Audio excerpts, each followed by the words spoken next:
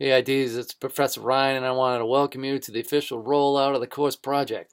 Uh, in fact, I'm almost shedding my role as an instructor of this course, and from here forward, I'm going to be known as the online learning director for the number of courses that are being rolled out right now.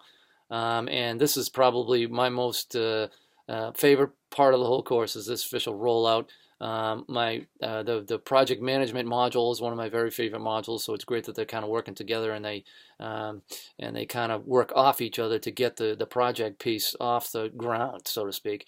So again, it's a really exciting thing. So as you probably know and have seen, I've sent you all a memo in your email that includes information about who your partner is and who you're going to be working with the course project. Now, the thing that's exciting is that there's kind of a team type of structure to this or dynamic, but there's also a rather individual piece in it too. In other words, you're going to be creating a cohesive online course, right?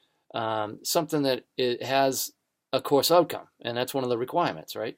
But at the same time, you're also going to be individually working on your respective modules too. So the thing that's really good about this is that, even though it's a group, there are individual accountabilities there. And I think that that's a really good thing because sometimes the group project thing is something that, that certain people don't like because they're concerned about the accountability of the partner. Well, this you kind of get of both elements. You get the collaborative part, and you also have the individual accountability part. So that's what I really like about it. So what you're going to be doing in the first 10 days or whatever is you're going to get together with your partner and you're going to have a kickoff meeting. And what's going to happen in the kickoff meeting? Well, you're going to just strategize on how you're going to plan, and you're going to come up with a plan proposal or a course proposal plan that's going to go along with your course, and it's actually going to be it's going to be actually the first major deliverable that goes with the course project.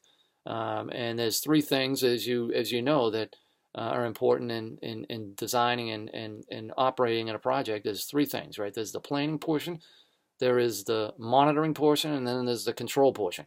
And all those things are going to be addressed in the two pieces or two deliverable assignments that you're seeing right now in the module. All right, and that is the project proposal. What are you going to do doing there? Well, you're going to plan, and you're going to do it by creating a work breakdown structure, which you all should know about right now. And in fact, if you go into the module resources, there's actually a sample of a work breakdown structure. You can go in, you can check out some of the ones online if you feel the need or you'd like to. There's many different ways that you can do it. Some of them are very, very general. Some of them are very, very detailed. Ours is going to be less on the super detailed part. How vague is that? Yeah, but it's not going to be super vague, but it's not going to be so granularly detailed that it's going to get out of hand, right? I'm just looking for a simple work breakdown structure where I can see what your schedule is, what the tasks are, and who's going to do them. And that's basically what it's all about, okay? So that's when the first part. The second part is the monitoring. What are you going to do? How are you going to monitor it? How are you going to make sure that things are on track? How are you going to make sure that the people that are involved in this thing are doing what they're supposed to be doing? And how are you going to know whether your goals or your performances are being realized? How do you know whether it's if you're on schedule? So that's the monitoring piece. And then the last one is very reactive to the monitoring part, and that's the control. If there is a problem, things are out of hand or whatnot, or if things are off track a little bit, what is it that you're going to do as a control to get things back on track and get them moving in the right direction again? So the three very basic principles about project management, but are very helpful in a course development procedure or endeavor like this one. Okay, so those are the two big things. Now, there's one thing we should know is that that the project proposal plan is due in 10 days. All right, that's going to be a week from this coming Sunday. It's not this coming Sunday, but a week from this coming Sunday.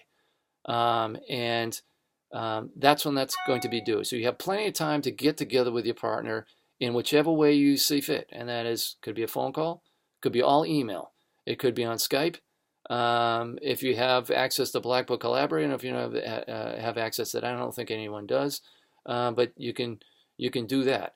There's also, as you'll see in the course, you've also been assigned to groups in Blackboard, and with the group tools, you have a number of tools that you can use via Blackboard to communicate as well. And I think we set you up with the certainly with the discussion and the wiki options to communicate and collaborate and whatnot.